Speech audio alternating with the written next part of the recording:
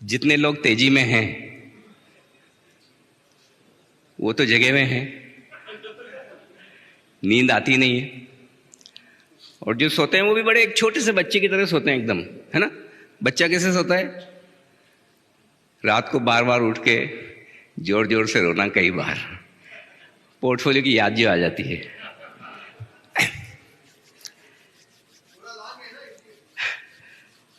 शुरुआत एक ही सेंटेंस से करना चाहूंगा जो पिछले हफ्ते ही मेरे दिमाग में आया, चैनल पे बोला और वो वायरल सा हो गया।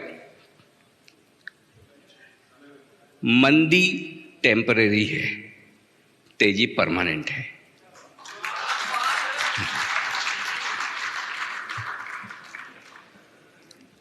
आप में से कितने लोग थोड़े इस वक्त उदास हैं, परेशान हैं, दुखी हैं? ये पिछले 3 मिनट छोड़ दीजिए जब से मैंने शुरू किया, उसके पहले की बात कर रहा हूं। कितने लोग जरा हाथ खड़ा करके बताएं मुझे। है तो है, उसमें क्या है, ये तो इमोशंस है हमारे। राहत इंदौरी साहब का एक शेर है, लगेगी आग तो आएंगे कई मकान जद में। लगेगी आग तो आएंगे कई मकान जद में, जद मतलब पूरे इलाके में। इस मोहल्ले में सिर्फ हमारा मुकाम थोड़ी है।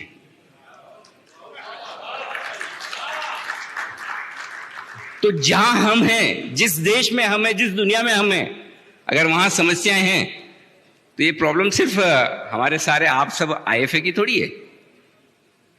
प्रॉब्लम अगर सबकी है तो हम सब मिलकर झेलेंगे, हम सब मिलकर उससे बाहर निकलेंगे। भावेश भाई ने मुझे बुलाया, पहले भावेश भाई आपका बहुत बहुत शुक्रिया, और आशीष सोमैया साहब जिनकी वजह से मैं आप सबके बीच में आ सका। और आने की वजह सिर्फ एक ही थी, क्योंकि जिस वजह से मुझे इनविटेशन दिया वो मुझे बहुत अच्छी लगी। बोले सर थोड़ा हौसला बढ़ाना है, कॉन्फिडेंस देना है, बस उन्हें यह बता देना है कि जो कर रहे हैं वो गलत तो नहीं कर रहे हैं।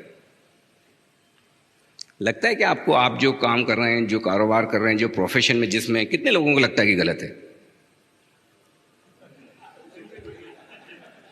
भावेश भाई गलत बुला लिया फिर आपने मुझे। चलिए, सबसे बढ़िया बात है कि आपको ये इस बात का कॉन्फिडेंस है कि आप गलत प्रोफेशन में नहीं है, और मैं आपको कॉन्फिडेंस से कह सकता हूं कि आप गलत प्रोफेशन में नहीं है। और क्यों कह सकता हूं, इसके लिए मैं आपको थोड़ा सा फ्लैशबैक में ले जाना चाहता हूं। और ये फ्लैशबैक थोड़ा नहीं, थोड़ा सा ज्यादा है। 97-98 वहां से लेकर 2004-05 तक, 1998 से 2004-05 तक मैं भी आप ही की तरह आईएफए हुआ करता था।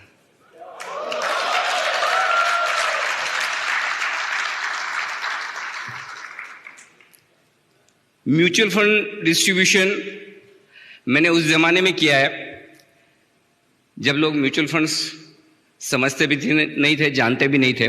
और मुझे अच्छे से याद है,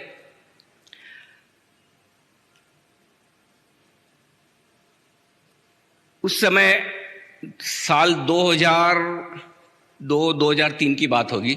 तब मैं और मेरे एक मित्र होते थे, निपुण मेहता, आप लोग काफी पहचानते होंगे शायद उन्हें। हम दोनों मिलकर ये डिस्कस करते थे, हम एक ही केबिन में दोनों बैठते थे, और हम ये डिस्कस करते थे कि किस तरह से लोगों को रेगुलरली डिसिप्लिन के साथ इन्वेस्टमेंट करवाया जाए। और तब ये एसआईपी टाइप का प्रोडक्ट हम सोचते थे, और कई सारे फंड हाउसेस थे जिनसे डिस्कस करते थे। फाइनली ऐसा एक प्रोडक्ट निकल कर आया जिसे आप दुनिया का 8वां अजूबा कहते हैं। पहली बार साल 2000 में, 1999-2000 में, आप बिलीव नहीं करेंगे, तब मेरे बॉस हुआ करते थे मिस्टर आनंद राठी, और वो बीएससी के प्रेसिडेंट थे। और जब मैं म्यूचुअल फंड डिस्ट्रीब्यूशन और इसका काम 97-98 से करना शुरू किया था उन्हीं के ऑर्गेनाइजेशन में, तो मैंने उन्हें एक आइडिया दिया। वो आइडिया ये था कि सर ये बीएससी के पास जो इतना सारा पैसा है इन्वेस्टर प्रोटेक्शन फंड का, right, because on each and every transaction they charge in some fee which goes to investor protection fund. Why don't we invest it wisely? तो उन्होंने बोला अनिल क्या करना चाहिए? So I said let's try to put it into mutual funds. BSc का पैसा mutual fund में, ठीक नहीं है। मैंने कहा नहीं ठीक है, हम डेट म्यूचुअल फंड में रखेंगे। और वो वक्त था, पहले मैंने उन्हें कन्विंस किया, उन्होंने समझा, हाँ किया। उसके बाद बीएसई के सीएफ और हमने मिलके लगभग सारे म्यूचुअल फंड से हमने मीटिंग्स की, और तब पहली बार म्यूचुअल फंड इंडस्ट्री में बड़ा होलसेल पैसा आना शुरू हुआ।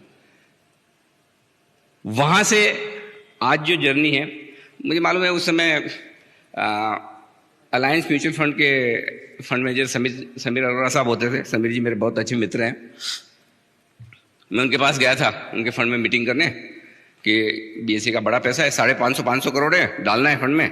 विनीत उदेशी उनके डेट फंड मैनेजर थे। वो बोले यार क्या इसको देता है तू पैसा, ये साल का 8% देगा, मेरा स्टॉक दिन का 8% बढ़ता है। मैंने कहा बढ़ता होगा समीर जी, लेकिन पैसा बीएसई का है। वहां से जो इंस्टीट्यूशनल पैसा आना शुरू हुआ, कई कॉर्पोरेट्स, उसके बाद आज वहां से हम यहां तक आ गए हैं। लेकिन आगे क्या, आगे क्या में दो चीजें हैं। इस वक्त आपके बिजनेस के लिए माहौल वैसा है, ठीक उस तरह से एक बिजनेसमैन ने 2 सेल्समैन अपॉइंट किए, आपको मेरी कंपनी के जूते बेचने हैं, ठीक है। किसी एक आइलैंड पे भेजा, ट्राइबल इलाका है। एक तो तुरंत आ गया, ना खाने को कुछ है ना पीने को कुछ है, क्या किसी जगह भेज दिया। और यहां एक भी आदमी मुझे ऐसा नहीं दिख रहा जो जूते पहनता है। यहां तो कोई मार्केट ही नहीं है। I am back. दूसरे ने कहा सर आपने भेजा तो मुझे 2 दिन के लिए, लेकिन मुझे लगता है मुझे लंबा रहना होगा यहां, शायद मैं महीना भर यहीं रहूं। यहां इससे बड़ा मार्केट मुझे और कहीं लग नहीं सकता जहां कोई जूता पहनता ही नहीं है। मुझे सिर्फ इन्हें यह समझाना है कि बगैर जूतों के आपकी लाइफ अच्छी है, नो डाउट, लेकिन जूते पहनने के बाद कितनी बेहतर हो सकती है, तो मेरे लिए 100% मार्केट है। आपको यही सोचना है आपके लिए मार्केट कितना बड़ा है। मंदी के समय 2 काम होने चाहिए। पहला, जिन्होंने आप पर भरोसा करके पैसा दिया है, आपकी एडवाइस पर पैसा लगाया, उनकी हैंड होल्डिंग करना, भरोसा देना, विश्वास जगाना कि आपने कुछ गलत नहीं किया है। यह काम बहुत जरूरी है, क्योंकि जब तक हम वो नहीं करेंगे, देखिए एक हिंदुस्तान में हमारी आदत बहुत साफ है। अगर मेरा स्पीच अगर बराबर नहीं हो रहा, आप लोगों को पसंद नहीं आ रहा, तो उसके लिए जिम्मेदार भावेश भाई, क्योंकि उन्होंने इतनी ज्यादा देखो इधर लाइट लगा रखी है, माइक की आवाज बराबर नहीं है, एकदम टाइम से शुरू कर देते हैं। मैं 50 बहाने बनाऊंगा, लेकिन मैं तैयारी नहीं करके आया, ऐसा तो है ही नहीं। मेरी जिम्मेदारी के लिए, मेरी गलती के लिए हमेशा कोई न कोई और जिम्मेदार है। ठीक उसी तरह से कोई इन्वेस्टर हो, ये मान के चलिए वो कभी नहीं मानेगा कि अगर कुछ गलत हुआ है तो वो जिम्मेदार है। हमारा प्रोफेशन ऐसा है, आपका तो फिर भी ठीक है सर, हमारा तो और भी खराब है। ताली और गाली साथ में मिलती है हर रोज। और थैंक्स टू सोशल मीडिया, बहुत सारे आराम से फुर्सत में लोग हैं जो दिन भर ट्रोल करते हैं। और दूसरी, हिंदुस्तान में हमारी जो आदत है, एक तो पहली तो ये कि मेरी गलती के लिए मैं जिम्मेदार हूं नहीं, और दूसरी ये कि 2 जने लड़ रहे हो, झगड़ रहे हो, तो हम सब काम छोड़ के खड़े हो जाते हैं। अब देख लें भाई ये किस लिए झगड़ रहे हैं, थोड़ा तो मजा आएगा।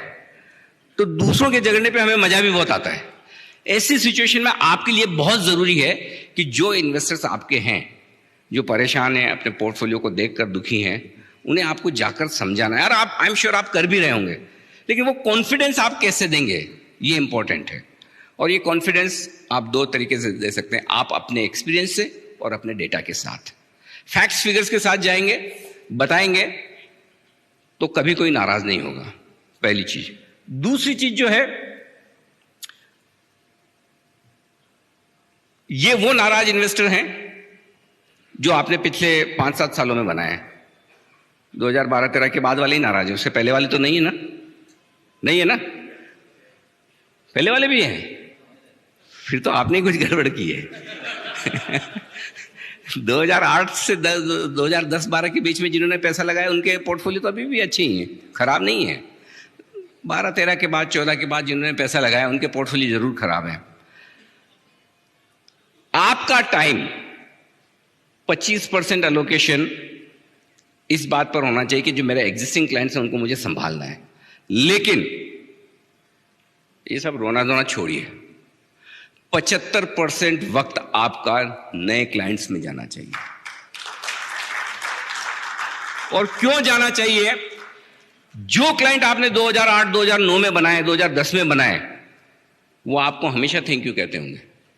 इस मंदी में जो आपके पास क्लाइंट बनेंगे वो लाइफ लॉन्ग आपके साथ रहेंगे। और इससे बड़े आपके लिए मौका हो नहीं सकता जब दूसरी एसेट क्लासेस ऐसी हैं जिनमें पैसा लगाने का कोई बहुत बड़ा इंसेंटिव है नहीं। किसी भी एसेट क्लास में तेजी तब होती है जब इन्वेस्टमेंट का पैसा है। अगर इन्वेस्टमेंट का पैसा नहीं आ रहा तो तेजी होगी कैसे? रियल एस्टेट में बंद हो चुका है, इन्वेस्टमेंट छोड़िए, कंजम्पशन भी कम हो गया है। तो प्लस जो कुछ तेजी रियल एस्टेट में बनती थी ज्यादा ब्लैक मनी की वजह से होती थी, उस पर रेस्ट्रिक्शंस आ गए हैं। जो आपकी रजिस्ट्रेशन प्राइस है और मार्केट की रियल प्राइस है वो लगभग बराबर हो गई। तो कहते हैं ना कि कच्चे का पैसा जाने की जगह ही खत्म हो गई। तो नेचुरली अब रियल एस्टेट में कोई पैसा लगाता नहीं। गोल्ड सिल्वर में थोड़ा बहुत जाता है, जाएगा, लेकिन वो भी कम हो गया। ठीक है, ये 2 महीने ठीक निकले, उसके अलावा तो पिछले 5-6 साल से तो गोल्ड ने रिटर्न दिए नहीं, तो वहां पर भी लोग पैसा नहीं लगा रहे हैं। पैसा तो फाइनेंशियल एसेट्स में ही आएगा, लेकिन उन फाइनेंशियल एसेट्स में आपको ये बताना है कि क्यों आप दूसरे से बेहतर है। आपको अपने आप से सवाल पूछने हैं कि क्या आपके जो क्लाइंट हैं उनकी आपने टाइमली सही से सर्विसिंग की? क्या आपने कितने लोगों को जैसे ही लगा कि आईएलएफएस का इशू हो सकता है, जिन फंड्स का आईएलएफएस में एक्सपोजर है या कोई भी और ट्रबल्ड कंपनी हो, उसमें से आपने उनको एग्जिट करवाया है? ये चीजें आपको सवाल पूछने हैं। अगर आपने नहीं किया तो फिर क्लाइंट का नाराज होना लाजमी है,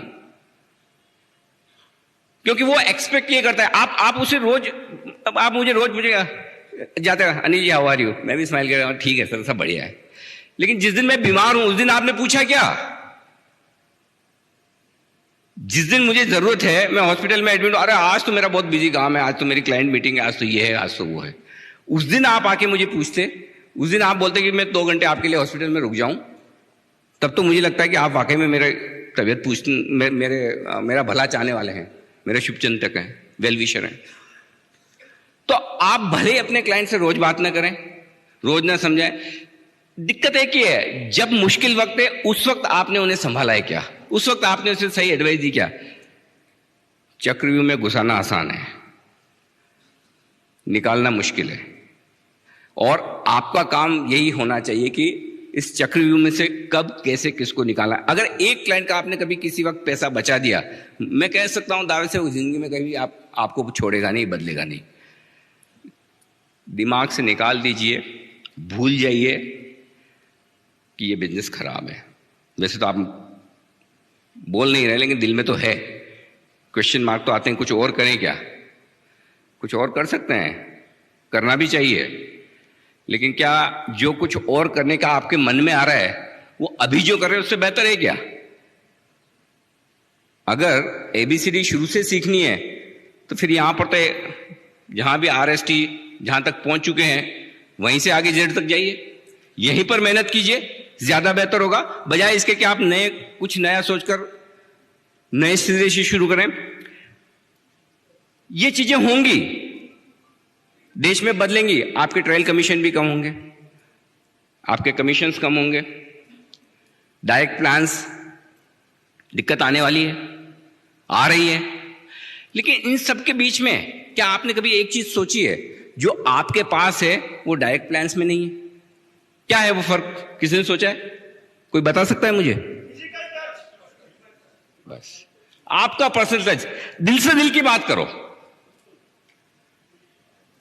आपके क्लाइंट को यह लगना चाहिए कि यह बंदा मेरा भला सोचता है, मेरे लिए खड़ा है, वो फील आप दीजिए उसे। मैं आपको ईमानदारी से बताता हूं, मेरी सक्सेस का, अगर आप मुझे मानते हैं या जो कुछ भी मैं आज जिंदगी में आज यहां तक पहुंच पाया हूं और आपसे बात करने लायक हूं, सिर्फ और सिर्फ एक ही चीज है और कुछ नहीं। मैं मेरे दर्शकों से दिल से बात करता हूं, सीधा, बीच में कोई लाग लपेट नहीं है।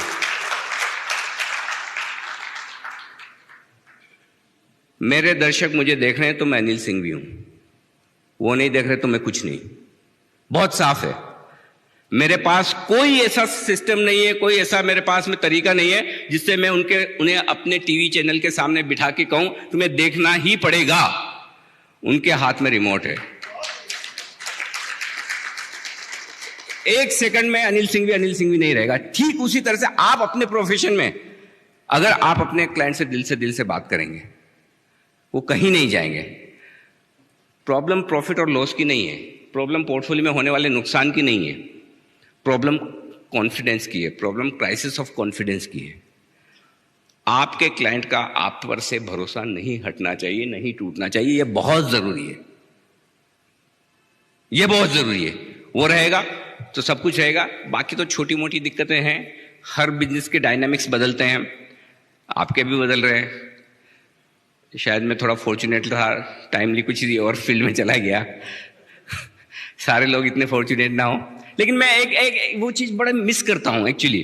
और ये चीज जो आज मेरी सक्सेस में है वो काफी हद तक इसी से आई है।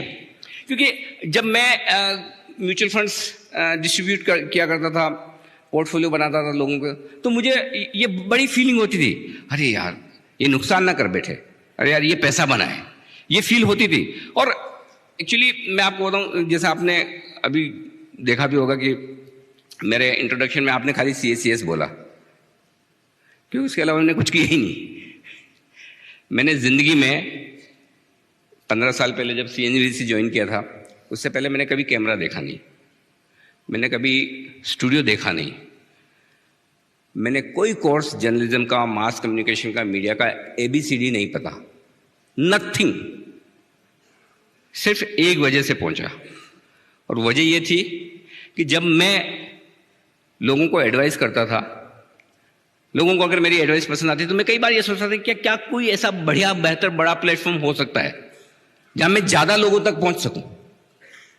और ऊपर वाले की मेहरबानी में फॉर्चुनेट था कि मुझे एक चांस मिला। That was the time in 2005 CNBC was launching that Hindi news channel, Hindi business channel, that was CNBC आवाज।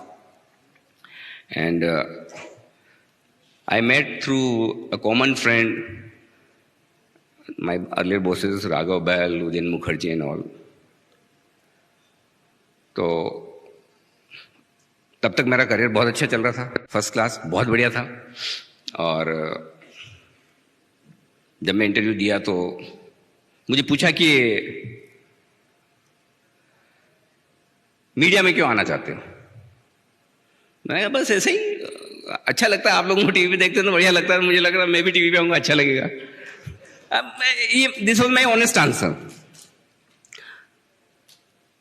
लेकिन साथ में मैंने कहा, ये तो मेरा पर्सनल है, लेकिन जिस वजह से मुझे CNBC में उस वक्त जॉब मिला, उसकी वजह दूसरा आंसर था। मैंने कहा मुझे ऐसा लगता है कि मैं लोगों को पैसा बनाने में या पैसा बचाने में मदद कर सकता हूं, और अगर मुझे सही प्लेटफॉर्म मिले तो शायद मैं ज्यादा लोगों का भला कर पाऊं। इसलिए मुझे ऐसा लगा कि ये प्लेटफॉर्म शायद ठीक है, और उन्होंने मुझे रख लिया। रखा तो कैसे? जिस वक्त मैंने जॉब छोड़ा तो तब मेरी सैलरी जो भी रही हुई, और आपके भी कई सारे IFS जो जॉब में होता है आपका सिस्टम होता है ना कि आप इतना बिजनेस करेंगे तो इतना टाइम आपका कमीशन है, 1x 2x 3x your salary is your bonus and this is your salary. हमारे वहाँ भी ऐसे ही सिस्टम था। तो मैं अपनी सैलरी का 2x, इससे ज़्यादा तो मैं बोनस लेता था। सैलरी भी अच्छी खासी थी, बढ़िया थी, पैसे अच्छे मिलते थे उस जमाने में, तो मिलते थे, आज का पता नहीं। तो CNBC ने मुझे सिर्फ 50% सैलरी पे ऑफर किया कि हम तो इतना पैसा देते नहीं है, आपको आना है तो देख लीजिए, बोनस तो भूल ही जाओ, वो जो मिलता था। And I asked a couple of my friends who are close to me, and I asked my wife, are you sure you want to do this? You are doing so good. You are such a nice financial advisor. I said, नहीं, life में risk तो लेनी, कुछ नया करना है, कुछ अलग करना है। मैंने ज्वाइन किया। ईमानदारी से बता रहा हूँ, 1.5-2 साल ऐसा लगे कहाँ गया, क्योंकि मीडिया का सिस्टम कैसा है, एक स्टॉक ने 3 सर्किट लगा दिए ऊपर, ठीक है, रोज 10% बढ़ रहा है, 15% बढ़ रहा है, हम चिल्लाएंगे अरे इस स्टॉक में 3 में 35% की रिटर्न आ गया। फर्ज करिए आप अपने क्लाइंट को फोन करें, राइट, फोन करके बोलें क्लाइंट को अरे सर देखिए ये स्टॉक 3 दिन में 30% बढ़ गया। उसका जवाब होगा 3 दिन पहले सो रहा था क्या? फोन 3 दिन पहले करता तो 30% अंदर होते। So the way business journalism and stock market coverage was done was quite different than what actual world is, what real world is. So it took me lot of time and energy to convince my bosses that this is not the way we should be doing. We need to change. We cannot be just in a business where we pass information and tell people that this is happening. We are business channels and we have to make sure that we help people in making money. और वो तभी हो सकता है जब आप पहले बताएं, बाद में बताने का कोई फायदा नहीं है। सिमिलरली आपके केस में भी यही है, आपको जो बताना है पहले बताना है, बाद में बताने का फायदा नहीं है। और वो एक स्टेप अगर आप आगे हैं किसी और से, आपको एक बात बताऊं, नाम मत पूछिएगा। मेरे पास आज भी इस वक्त 2 फाइनेंशियल एडवाइजर हैं जिनके थ्रू मैं पैसा लगाता हूं। मैंने जिंदगी में अभी तक एक भी बार डायरेक्ट प्लान में पैसा नहीं लगाया।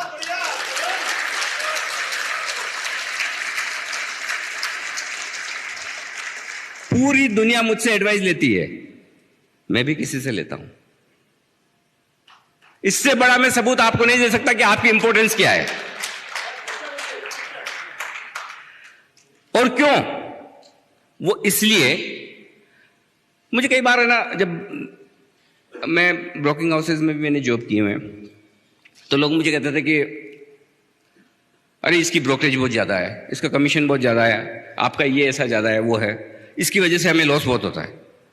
नहीं, आप जो कमीशन चार्ज करते हैं अपने क्लाइंट से, आप जो सर्विसेज देते हैं, कभी आपका क्लाइंट उस वजह से लॉस नहीं कर सकता। ये गलत है, एकदम गलत है। अगर लॉस होता तो इस वजह से होता है कि आपका मार्केट पे, स्टॉक पे या इन्वेस्टमेंट पे कॉल गलत था।